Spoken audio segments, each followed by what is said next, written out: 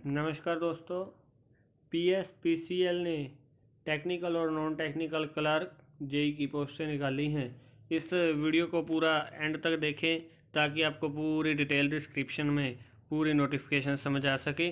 जिसकी फिलिंग की starting date है 31 मई से इसकी स्टार्टिंग डेट शुरू हो जाएगी और लास्ट डेट है इसकी 26 जून लास्ट डेट है। और ये इसका फीस स्ट्रक्चर है, जिस भी किसी भाई ने भरनी हो सारी पेमेंट ऑनलाइन होएगी।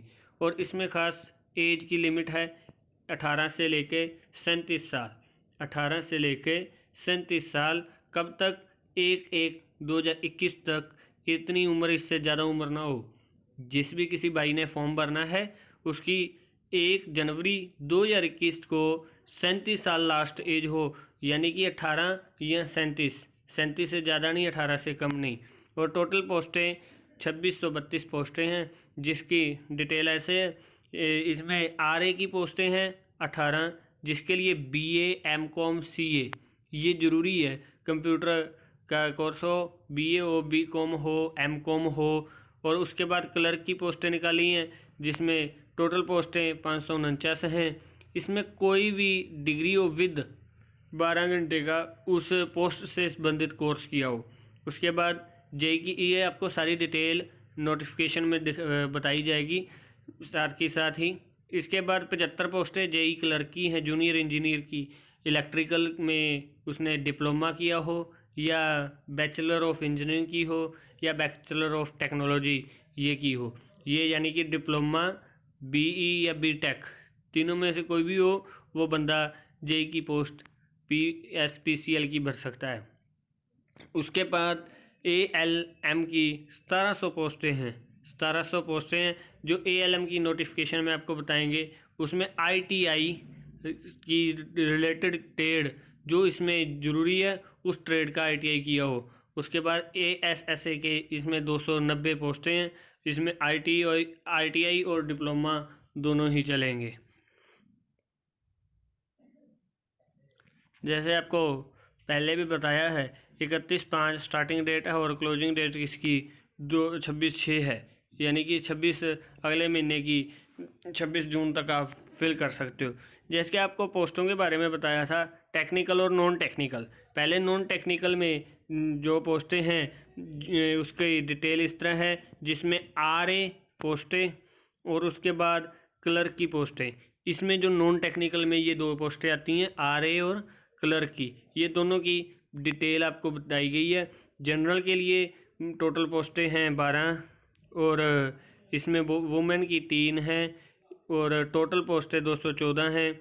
और इसमें ये आपको सारी detail general economic weaker section के लिए है, एससी जो मजहबी या वाल्मीकि कास्ट से बिलोंग करते हैं उनके लिए है, या जो शेड्यूल कास्ट में आते हैं और एक्स सर्विसमैन है ये उनके लिए पोस्टों की डिटेल है। और ये जो एससी वाल्मीकि स्पोर्ट्स पर्सन उनके लिए ये पोस्टें की डिटेल है। और उसके बाद SC schedule caste other sports person उनकी ये आपको सारी नोटिफिकेशन ऐसे बता रहे हैं। बीसी के लिए बैकवर्ड क्लास जो ओनली बैकवर्ड क्लास है उनके लिए आरए की पोस्टें हैं, कोई भी पोस्ट नहीं है। और क्लर्क की 55 और 56 टोटल 55 पोस्टें हैं। बैकवर्ड एक्स सर्विसमैन उनके लिए भी पोस्टें दी गई हैं। एक्स सर्विसमैन एक्सएसएम उनके लिए भी हैं। और पीडब्ल्यूडी जिनकी कोई भी डिसेबिलिटी है, पर्सन विद डिसेबिलिटी, क्योंकि कोई भी बंदा डिसेबिलिटी के साथ यानी कि हैंडीकैप्ड हो या किसी भी तरह का हो, कोई भी डिसेबिलिटी हो उसका विद प्रूफ देना पड़ेगा जो कि पंजाब गवर्नमेंट से अप्रूव हो। उसके बाद इनको भी रिजर्व कोटे में दिए गए हैं। हैंडीकैप्ड के लिए ये आपको सारी टोटल पोस्टें ये आपको सारी डिटेल में दिखाई गई हैं। और उसके बाद आप आते हैं टेक्निकल पोस्टों के लिए, जो कि जेई के लिए, जेई इलेक्ट्रिकल के लिए, एएलएम के लिए, एएसएसए के लिए। ये टोटल पोस्टों की डिटेल होगी इसमें। और यहाँ पे आपको एएलएम की टोटल पोस्टें और एएसएसए की टोटल पोस्टें। इन्हें जनरल की 30 पोस्टें हैं और इनमें ALM की 663 पोस्टें हैं और ASSA की 112 पोस्टें हैं। इसी तरह जनरल की ASC मजहबी कास्ट जो वाल्मीकि कास्ट में आते हैं, SC उनके लिए पोस्टें हैं। इसके बाद स्पोर्ट्स पर्सन के लिए पोस्टें हैं। शेड्यूल्ड अदर कास्ट के लिए OT यानी कि उनके लिए है। कोई एक्स सर्विसमैन है SC का, उनके लिए है। BC backward class, only backward class के लिए ये पोस्टें हैं। उसके बाद नेक्स्ट आ जाते हैं जो कि बैकवर्ड क्लास से हैं बट एक्स सर्विसमैन हैं, हैंडीकैप्ड हैं। जो टेक्निकल पोस्टें और नॉन टेक्निकल दोनों में रिजर्व कोटे हैं। और ये टोटल पोस्टों की डिटेल है। ये टोटल पोस्टें 75 हैं, 1700 हैं, 290 हैं। ये टोटल पोस्टों की सबसे इम्पोर्टेंट बात, जो भी बंदा रिजर्व कोटे में आएगा, रिजर्व कैटेगरी के में आएगा, उस कैंडिडेट के लिए पंजाब डोमिसाइल जो कि 1 जनवरी 2021 को इशू किया गया हो वो ज़रूरी है कैटेगरी, रिजर्व कैटेगरी के लिए। यानी कि कोई भी बंदा SC या BC का हो और बनना चाहे वो उनके ये पंजाब डोमिसाइल दिखाना पड़ेगा जो कि पंजाब गवर्नमेंट से इशू किया गया हो 1 जनवरी के बाद की। ये जो बंदे रिजर्व कैटेगरी में जो कैंडिडेट आते हैं उनके लिए डिटेल है। कोई भी कैंडिडेट हो उसको government concern department of government से इशू किए हुए सर्टिफिकेट आपने दिखाने होंगे। SC हो, BC हो, कोई भी हो, उनको पूरी उसके गवर्नमेंट पंजाब से इशूड किए हुए सर्टिफिकेट दिखाने होंगे। कोई एक्स सर्विसमैन है और उसको वेलफेयर का पंजाब का दिखाना होगा सर्टिफिकेट। और इसी तरह फ्रीडम फाइटर के जो होंगे रिजर्व कोटे के, जो स्पोर्ट्समैन पर्सन होंगे, जो PWD यानी कि कोई पर्सन विद डिसेबिलिटी, कोई भी डिसेबिलिटी हो, और वो civil surgeon of government of Punjab जो हॉस्पिटलों में बनते हैं सिविल सर्जन, उनसे वेरीफाइड परमानेंट डिसेबिलिटी का जो सर्टिफिकेट इशू होता है वो दिखाना होगा। इसमें एसेंशियल क्वालिफ़िकेशंस क्या है, ज़रूरी पढ़ाई क्या की हो। जिसने RA का फॉर्म फिल करना है उसका कोड 11 है और टोटल पोस्टें 18 हैं, जिनमें BCom की हो 60% से और MCom हो 50% यानी कि 50% से। जिसने क्लर्क का भरना है उसके लिए 549 पोस्टें हैं। और कोई भी बैचलर डिग्री हो, बैचलर डिग्री यानी कि BSc या BTech जो आपको शुरुआत में बताई गई है। इसी तरह अगर उनके पास ये पोस्टें नहीं हैं उसके बाद फिर बंदे ने या तो कोई एक्सपीरियंस हो, उसके बाद कोई पर्सनल कंप्यूटर का, कोई इंफॉर्मेशन टेक्नोलॉजी का, इस वो जो भी सर्टिफिकेट हो वो इशू यानी कि रिप्यूटेड इंस्टीट्यूट से जो कि 9001 सर्टिफाइड ISO मार्क का हो, या उस बंदे ने कंप्यूटर इंफॉर्मेशन का कोर्स किया हो, टेक्नोलॉजी का कोर्स किया हो जो कि DOEACC गवर्नमेंट ऑफ इंडिया से अप्रूव हो। ठीक है जी। और उसके बाद यह बंदे ने साथ में पंजाबी के साथ 10th पास की हो और ये ज़रूरी है।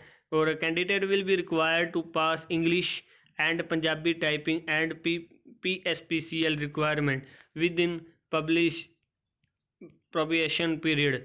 यानी कि इस बंदे ने इंग्लिश और पंजाबी में टाइपिंग भी बंदे को आती हो। फिर वो तो था नॉन टेक्निकल के लिए। ये टेक्निकल पोस्टों के लिए जूनियर इंजीनियर की 75 पोस्टें निकली हैं। इसमें 3 या 4 साल का इलेक्ट्रिकल का डिप्लोमा किया हो, 3 या 4 साल का जो होता है उसमें पर 60% नंबर भी आए हों, फिर वो बंदा पोस्ट अप्लाई कर सकता है। टेक्निकल के लिए जो टेक्निकल की पोस्टें निकली थी ना, आपको बताया गया है ऊपर, जूनियर इंजीनियर की इलेक्ट्रिकल की, यह बंदे ने BTech BSc की हो, BTech BSc इलेक्ट्रिकल में 50% मार्क्स से 50% होने कंपल्शन है। यह AMIE यानी कि इंस्टीट्यूट ऑफ इंजीनियरिंग कोलकाता से वेरीफाइड इसमें इलेक्ट्रिकल का डिप्लोमा या BTech की हो, 50% मार्क्स पास किए हों। और अगर कोई भी कैंडिडेट अपर की स्टडी कर रहा है यानी कि MTech कर रहा है और वो बंदे को वो भी मेंशन कर सकता है, कोई दिक्कत नहीं है। और ALM के लिए जो कि 1700 पोस्टें हैं उसमें 10वीं और उसके बराबर हो, या NA सी का सर्टिफिकेट यानी कि नेशनल अप्रेंटिसशिप का लाइनमैन ट्रेड ये ध्यान रखिएगा, लाइनमैन ट्रेड का कोर्स हो। उसके बाद अगर ये है और इसके साथ और क्या चाहिए इनको, हायर एजुकेशन डिप्लोमा और डिग्री, डिप्लोमा हो या डिग्री हो इलेक्ट्रिकल इंजीनियरिंग में, वो बंदा ALMA का फॉर्म फिल कर सकता है। और साथ में इसके साथ इसको ये ज़रूरी है apprenticeship national apprenticeship certificate lineman trade का हो।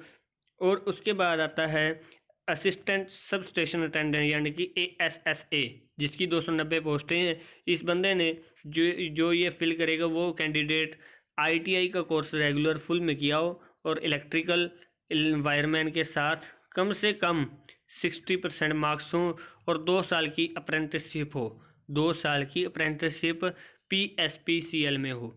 और ये नहीं है तो फुल टाइम डिप्लोमा इलेक्ट्रिकल में 60% से किया हो, फुल डिप्लोमा रेगुलर का डिप्लोमा होता है ना जो, उसमें 60% मार्क्स आए हों। और इससे अलावा अगर बंदा इलेक्ट्रिकल का नहीं है तो इलेक्ट्रॉनिक्स का भी बंदा अप्लाई कर सकता है, कैंडिडेट अप्लाई कर सकता है, बट उसके भी 60% मार्क्स आए हुए हों। और ये डिप्लोमा अगर बंदा इंस्ट्रूमेंटेशन के में डिप्लोमा जिसने किया है वो भी 60% मार्क्स के साथ इसमें अप्लाई कर सकता है। इसमें खासकर एज लिमिट में आप देख सकते हो 24/5/2000 से लेके 1/1/2021 तक 18 से 37 साल, ये यानी कि 18 से 37 साल एज हो, इससे ज़्यादा ना कम, जो कि आपको शुरुआत में भी बताई गई है। अगर किसी को रिलैक्सेशन चाहिए उसमें उसको ये जो नोटिफिकेशन आपको इसकी डिस्क्रिप्शन में भी मिल जाएगा, उसमें आप सारा ये पढ़ सकते हो भी क्या कुछ आपको बताना होगा रिजर्व कोटे में अगर आपको एज में रिलैक्सेशन चाहिए। उसके बाद आता है स्कीम ऑफ एग्जामिनेशन जो कि रेवेन्यू अकाउंटेंट का है। उसमें RA के जो एग्ज़ाम होएगा उसमें degree related 70 question, general knowledge GK के 10 क्वेश्चन, रीजनिंग के 10 क्वेश्चन, जनरल इंग्लिश के 10 क्वेश्चन, टोटल 100 मार्क्स का एग्ज़ाम होगा। उसके बाद जो क्लर्क के कैंडिडेट होंगे उनके लिए current affair, general knowledge, static के 20 क्वेश्चन, बेसिक कंप्यूटर नॉलेज के 10 क्वेश्चन और क्वांटिटेटिव एप्टीट्यूड मैथ या रीजनिंग के 25 क्वेश्चन, न्यूमेरिकल एप्टीट्यूड के 25 क्वेश्चन और जनरल इंग्लिश के 20 क्वेश्चन, ये 100 क्वेश्चन का पेपर होगा। और जिन्होंने टेक्निकल के लिए अप्लाई किया होगा उनके JEE इलेक्ट्रिकल ALM या ASSA के उनकी डिसिप्लिन के रिगार्डिंग 70 क्वेश्चन, जनरल नॉलेज के 10 क्वेश्चन, रीजनिंग के 10 क्वेश्चन, उसके बाद इंग्लिश के 10 क्वेश्चन, ये टोटल 100 इस तरह का ये एग्ज़ाम पैटर्न उनका रहेगा टेक्निकल वालों का। ये एग्ज़ाम 2 फेसेस में होंगे, पहले फर्स्ट एग्ज़ाम होगा उसके बाद में 35% मार्क्स लेने ज़रूरी हैं। इसी के साथ दोस्तों समाप्त एंड करते हैं। अगर किसी भी भाई ने ये पोस्टें भी फिल करनी हो और आप नीचे दिए गए डिस्क्रिप्शन में जो मोबाइल नंबर दिए हुए हैं उन पर संपर्क करके ज़्यादा जानकारी प्राप्त कर सकते हो।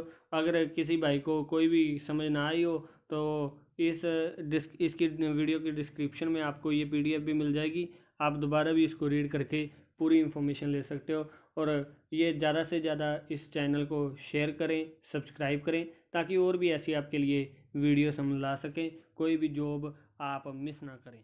धन्यवाद।